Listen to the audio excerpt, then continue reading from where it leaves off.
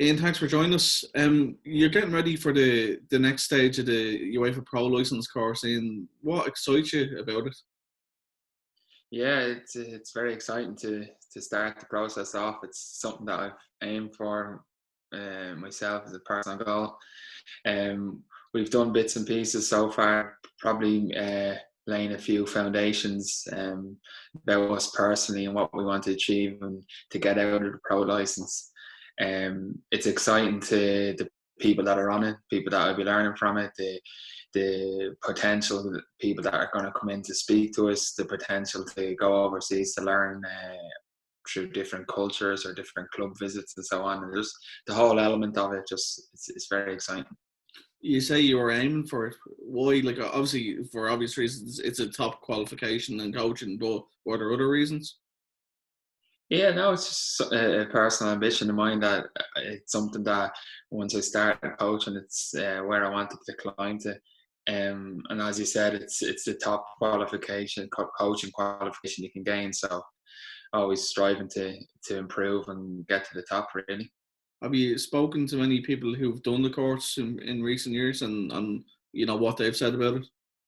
Yeah, I would have had a lot of friends, let's say, that have done it over the last that have either just completed it there the last week or two, or then Collie O'Neill would have done it the previous regime, and or he would have been my manager, I would have been his assistant.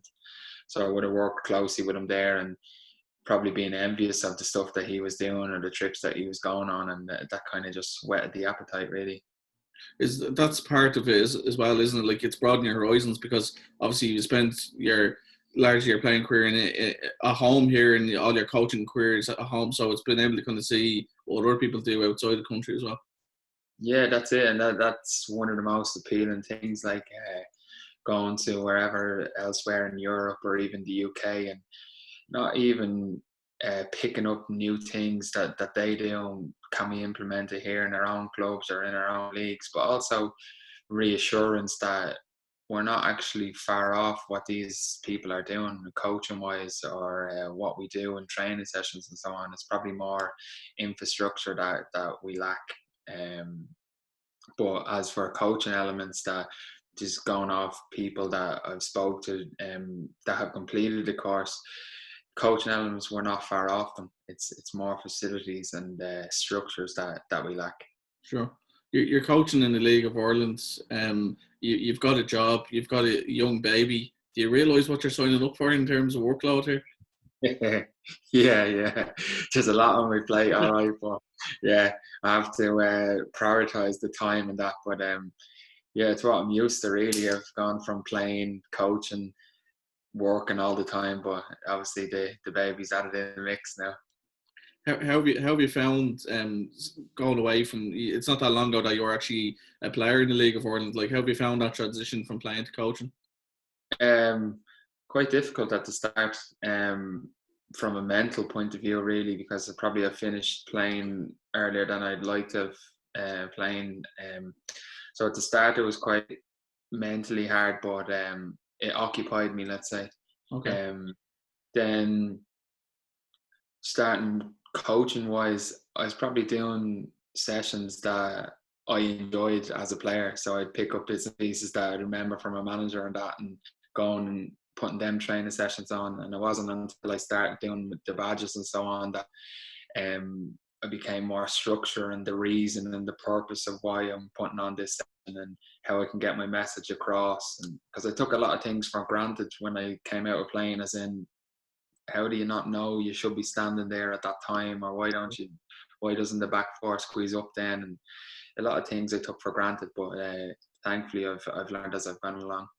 Why do you think you took that for granted? Is it because you learned that much earlier in your development as a player? Yeah, I don't know. It's probably because I played there for so long that when I went back, my first job was the manager of the 19s, and I kind of had the assumptions that people would know when to press or when to squeeze or sit in your shape or keep possession to kill a game or something like that. It was just stuff that I assumed they would have known, but I learned the hard way, let's say, but the best way. So that would kind of nearly give you a new way of thinking in terms of your coaching sessions, because you were probably going in thinking, I'm going to work on technique here, I'm going to work on shape, I'm going to work on this stuff. But sometimes you have to work on actually the basics of basic calls and basic stuff. Another thing that struck me was the younger players are so well versed in their own coach education that they understand systems and so on like that. And it's probably down to the quality of grassroots coach that they have had coming up. So there's no like ranting and raving and bluffing your way, roaring at kids because they see through you. You have to give the reasons why. So when I was growing up, it was probably like because I was a defender, like the common one was get up, the back four is too deep, and people just roar it for the sake of it, let's say. Yeah. But now trying to think and educate our younger players like as to why are the back four too deep? Why can't they get up?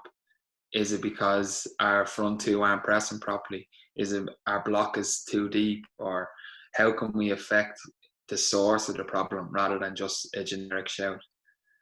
It's the same even as a defender. Like, it's no longer just build it out of the defence and get it up the pitch, is it? It's kind of like, where are you hitting it to? What space? Are you picking someone out? Is it a long pass? Is it? Yeah, that's developed hugely in the quality of players, but then all the technique is there, but the players need a manager that backs it up and allows them to do that.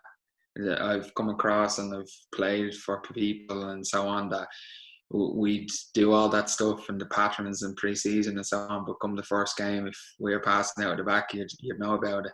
Sure. You need people to be strong in their beliefs and do that, but then there has to be reasons to why we're doing sessions and the topics of sessions. So if we're working on switching the play, why are we working on switching the play? Because we're playing against a 4-4-2 diamond the weekend or 3-5-2, and when are we going to switch it and how are we going to switch it and what are we going to do when we get in them areas and so on.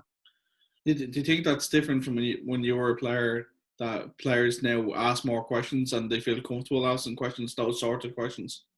Yeah, definitely. They'll definitely ask questions, but for me, from a coaching wise, I need to show them my knowledge, let's say, and I need to show them the reasons behind it. So I can't just do it for the sake of doing it. Yeah. There needs to be substance behind it, and if there's not substance behind it, or they can't see an improvement or a method behind it, you won't last long because they just think you're a bluffer. Yeah. And how do you do it? Is that down to your session plan? Is that down to video? Is that on pitch sessions, or a bit of everything?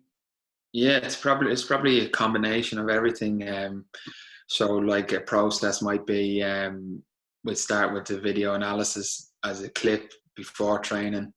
That might draw the attention of, say, the visual learners, and they might grasp that. But I know there could be 10 other lads that will just be daydreaming and won't take that in. So we go out onto the pitch then, and if my warm-up is linked, so if we continue with the switching of play, my pass and warm-up is linked to opening your body shape and so on, and then we'll go into a phase, and then we'll go into the 11v11, but it's all linked to the topic of the switching the play. And okay, because of the system we play and they play, our full back is going to be free, so we need to do it quickly to stop their wing backs getting up to close them. We need to get it out to make the 2v1 in the wide area, and then when we get out to the 2v1 in the wide area, to make it count. So it's a snowball effect that we do that, and the 10 lads that might have been daydreaming in the dressing room at the video, they might be a different type of learner where they're going to learn by actually being on the pitch and seeing it and doing it. So hopefully through the various stages of the session, we'd have caught everyone's attention.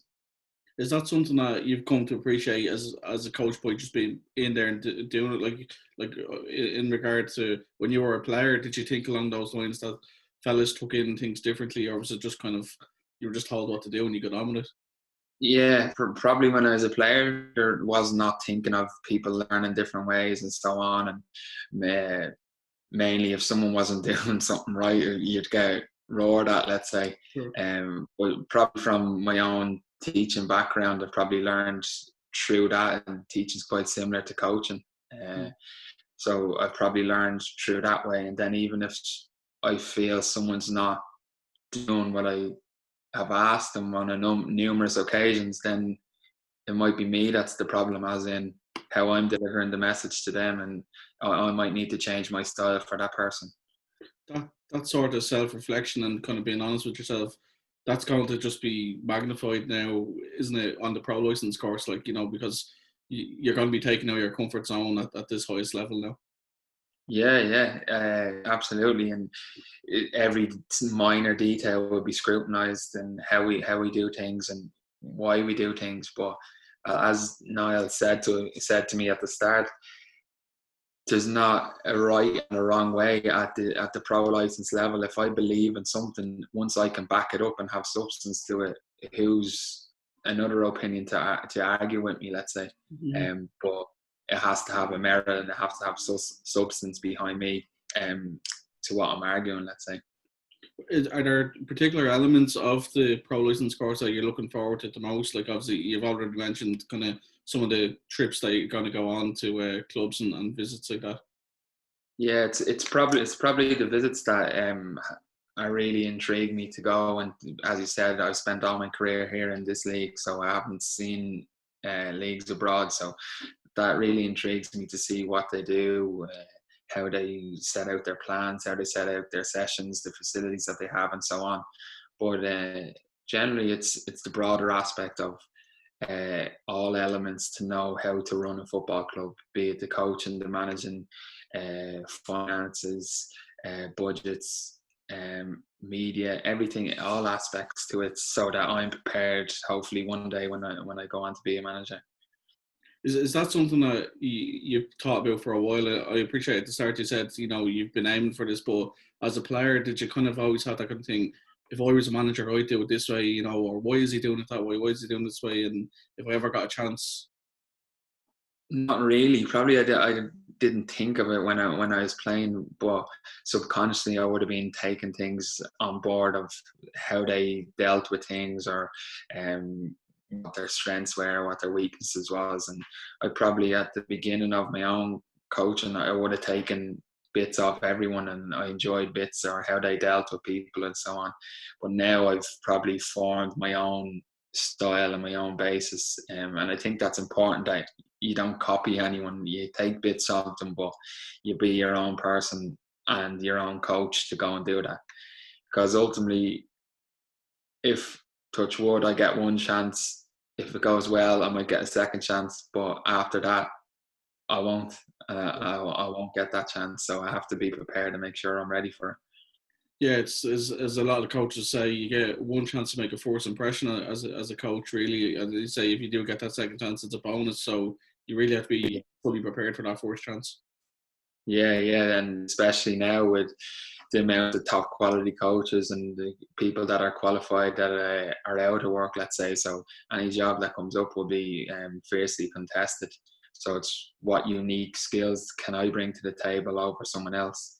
So it's all the preparation that you need in place, and the pro license is probably the culmination of all the preparation I've done over the last few years. Ian, it's great to see you doing so well, and best of luck with the pro license course. Hope you get the most out of it. Thank you very much, Gareth.